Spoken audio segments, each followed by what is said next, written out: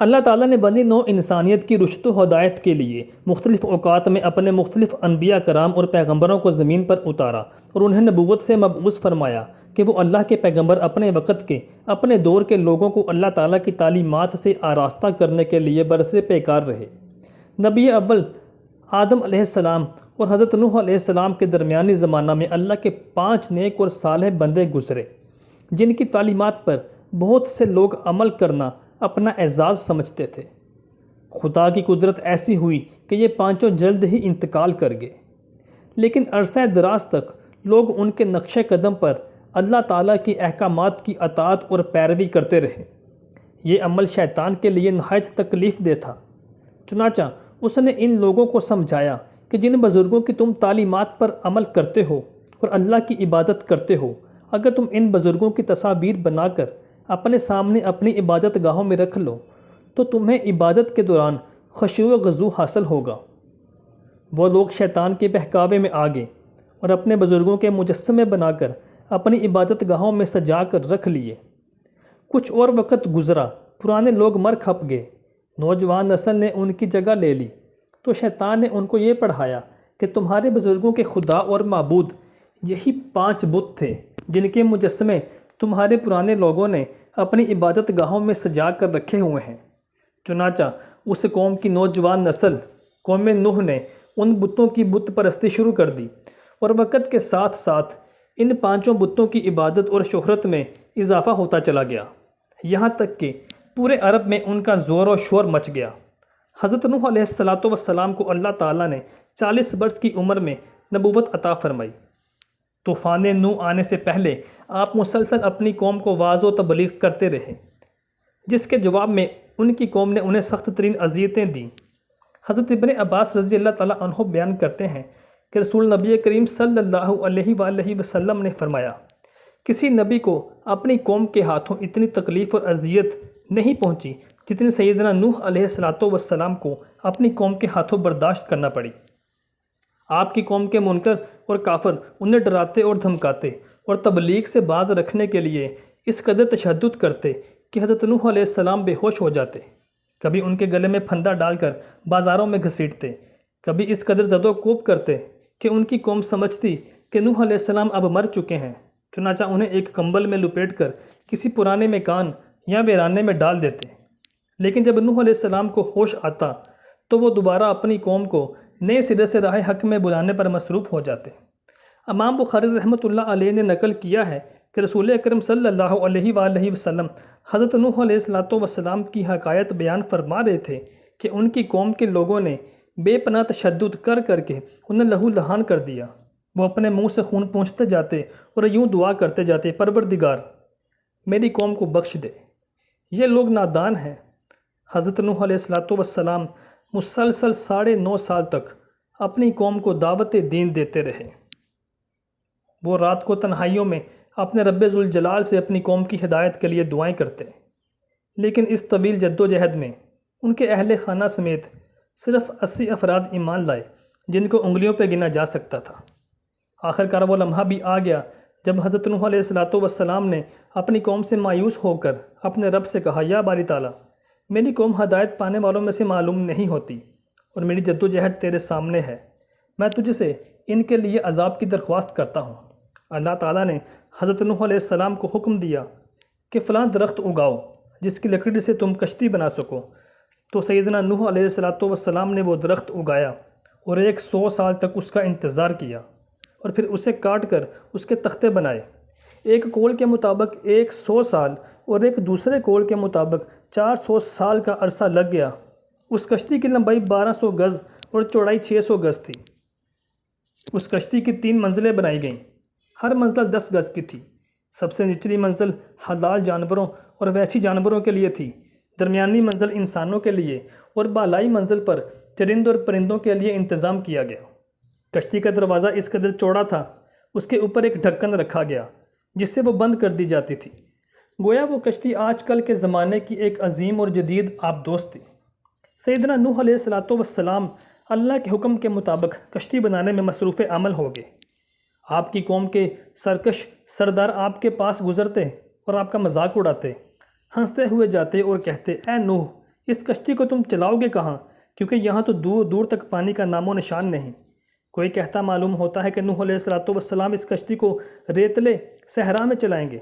چنانچہ اللہ تعالیٰ نے اپنے نبی کی جانب سے ان کافروں کو جواب دیتے ہوئے فرمایا، اگر تم ہم سے مذاق کرتے ہو تو ہم بھی تم سے مذاق کریں گے، اور ہم بھی تم پر ایک دن ہنسیں گے جیسے تم ہم پر ہنستے ہو، اور تمہیں بہت جلد معلوم ہو جائے گا کہ عذاب کس پر آتا ہے، اور جس شخص پر اللہ تعالیٰ کا عذاب آئے گا تو اسے ذلیل و رسوا کر کے رکھ دے گا۔ چنانچہ کشتی تیار ہو چکی تھی، اور پھر ایک دن اللہ تعالیٰ نے سیدنا نوح علیہ السلام کو حکم دیا کہ اب تم اس کشتی میں ہر قسم کے جانوروں میں سے جوڑے سوار کر لو، یعنی ایک نر اور ایک مادہ جوڑا بنا کر اس کو سوار کر لو، اور اپنے گھر والوں کے لوگوں کو بھی سوائے ان کے جن پر پہلے بات ہو چکی ہے، اور سب سے پہلے ایمان والوں کو بھی جن کی تعداد بہت کم تھی اور وہ انگلیوں پر گنے جا سکتے تھے۔ اللہ تعالیٰ کے حکم کے مطابق سیدنا نوح علیہ السلام نے ہر ریزو مخلوق کا ایک ایک جوڑا کشتی میں رکھ لیا۔ مورخین لکھتے ہیں کہ اہل ایمان کی کل تعداد مرد و خواتین کو ملا کر 80 تھی، جب بعض نے اس سے بھی کم تعداد بتائی ہے۔ ان میں سیدنا نوح علیہ السلام کے 3 بیٹے جو ایمان لائے تھے، ان کے نام سام، حام اور یافس تھے، اور ان کی بیویاں، اور چوتھی یام کی بیوی بھی شامل تھی جس کا نام کنعان تھا۔ وہ کافر تھا اور اسی طوفان میں غرق ہوا، جبکہ اس کی بیوی مسلمان ہونے کی وجہ سے کشتی میں سوار تھی۔ سیدنا نوح علیہ السلام نے سب کو سوار کروا کے کشتی کے دروازے سختی سے بند کر دیے اور خود عبادت الہی میں مصروف ہو گئے۔ ایک دوسرے مقام پر اللہ تعالیٰ نے فرمایا، اے نوح، جب تو اور تمہارے ساتھی کشتی میں سوار ہو جائیں تو کہو، تمام تعریفیں اللہ تعالیٰ کے لیے ہیں جس نے ہمیں ظالم لوگوں سے نجات عطا فرمائی، اور وہ ہمیں آئندہ بھی برکت عطا فرمائے گا۔ ابھی کشتی میں سوار ہوئے کچھ دن ہی ہوئے تھے کہ طوفان کے آثار ظاہر ہونے لگے، اور دیکھتے ہی دیکھتے زمین کے ہر گوشے سے پانی یوں ابلنے لگا، اور آسمان سے ہونے والی قیامت خیز بارش ہر شے کو بہا لے جانے کے در پہ تھی۔ گویا ایک طرح کی قیامت کا منظر تھا۔ اونچے سے اونچے پہاڑ بھی پانی میں ڈوبتے چلے جا رہے تھے، لیکن حضرت نوح علیہ السلام کی کشتی انہیں اور ان کے ساتھیوں کو اپنے دامن میں سمیٹے اللہ تعالیٰ کے حکم سے اور اس کی حفاظت میں خطرناک اور بھپھری موجوں کے درمیان رواں دواں تھی، ورنہ اتنے طوفانی پانی اور طغیانی والی بارش میں لکڑی کی کشتی کی حیثیت ہی کیا ہے۔ اس لیے اللہ تعالیٰ نے ایک دوسرے مقام پر بطور احسان فرمایا، اور جب پانی میں طغیانی آ گئی تو اس وقت ہم نے تمہیں کشتی میں سوار کر دیا تاکہ اسے تمہارے لیے نصیحت اور یادگار بنا دے، اور اللہ تعالیٰ تمہیں ظالموں سے نجات دے دے۔ حضرت نوح علیہ السلام کشتی کی تیسری منزل کی ایک اونچی کھڑکی سے باہر کا منظر دیکھ رہے تھے۔ انہوں نے اپنے بیٹے کنعان کو دیکھا جو ایک اونچے مقام پر موجود تھا۔ سیدنا نوح علیہ السلام نے اپنے بیٹے کو مخاطب کیا اور کہا، کنعان، اے میرے بیٹے، تمہارے ساتھ اس کشتی میں سوار ہو جا اور کافروں کا ساتھ نہ دے۔ اس نے کہا، ابا، آپ میری فکر نہ کریں، میں ابھی اس سب سے اونچے والے پہاڑ پر چڑھ جاؤں گا اور پانی سے بچ جاؤں گا۔ حضرت نوح علیہ السلام نے کہا، آج قہر الہی سے کوئی نہیں بچ سکتا۔ ابھی یہ گفتگو جاری ہی تھی کہ اچانک نوح علیہ السلام اور ان کے بیٹے کنعان کے درمیان پانی کی ایک بہت بڑی لہر حائر ہو گئی اور وہ غرق ہوگا۔ حضرت نوح علیہ السلام اپنے رب سے عرض کیا، پروردگار، تو نے میرے گھر والوں کی بخشش کا وعدہ فرمایا ہے، تو میرا یہ بیٹا بھی میرے گھر والوں میں شامل ہے۔ اللہ تعالیٰ نے فرمایا، اے نوح، وہ تیرے اہل میں سے نہیں، کیونکہ اس کے اعمال اچھے نہیں۔ طوفان نوح میں پانی کی بلند ترین لہروں نے روئے زمین کے تمام پہاڑوں کو چھپا لیا۔ زمین پر کوئی شے زندہ و سلامت نہ رہی، سب کچھ نیست و نابود ہو چکا تھا۔ صرف حضرت نوح علیہ السلام کی کشتی تھی جو اللہ کی مدد سے پانی کی بلند و بالا بھری خوفناک موجوں میں تیر رہی تھی۔ حضرت ابن عباس رضی اللہ تعالیٰ عنہ بیان کرتے ہیں کہ 80 افراد تقریباً 150 دن تک کشتی میں موجود رہے۔ اللہ تعالیٰ نے کشتی کا رخ مکہ مکرمہ کی جانب پھیر دیا تو 40 دن تک وہ بیت اللہ کے گرد چکر لگاتی رہی۔ اس کے بعد اللہ تعالیٰ نے اس کشتی کا رخ جبل جودی کی طرف پھیر دیا، جہاں پہنچ کر وہ ٹھہر گئی۔ ابن عباس لکھتے ہیں، جب اللہ تعالیٰ نے کشتی نوح کو ٹھہرنے کا ارادہ کیا تو اللہ تعالیٰ نے زمین پر زبردست ہوائیں چلائیں جس سے پانی خشک ہو گیا۔ تو حضرت نوح علیہ السلام نے اہل زمین کی خبر لینے کے لیے ایک کوے کو بھیجا۔ کوے نے زمین پر مردار دیکھے تو وہ ان پر جھپٹ پڑا۔ یہی وجہ ہوئی کہ وہ واپس نہ آیا۔ چنانچہ جب کوے کے آنے میں تاخیر ہوئی تو نوح علیہ السلام نے کبوتر کو بھیجا۔ وہ کچھ دیر بعد واپس پلٹ آیا۔ اس کے پاؤں وغیرہ پر کوئی ایسی علامت نظر نہ آئی جس سے زمین پر پانی کی موجودگی کا علم ہوتا۔ سیدنا نوح علیہ السلام نے کھڑکی سے ہاتھ باہر نکال کر کبوتر کو پکڑا اور اندر داخل کر دیا۔ پھر 7 دن گزر جانے کے بعد یہ معلوم کرنے کے لیے کہ اب اہل زمین کی کیا حالت ہے، آپ نے کبوتر کو دوبارہ بھیجا۔ جب وہ واپس آیا تو اس کے منہ میں زیتون کا پتا تھا۔ اس سے سیدنا نوح علیہ السلام کو اندازہ ہوا کہ پانی سطح زمین سے کافی کم ہو گیا ہے۔ پھر 7 دن گزرنے کے بعد کبوتر کو دوبارہ بھیجا، لیکن اس مرتبہ کبوتر واپس نہ آیا۔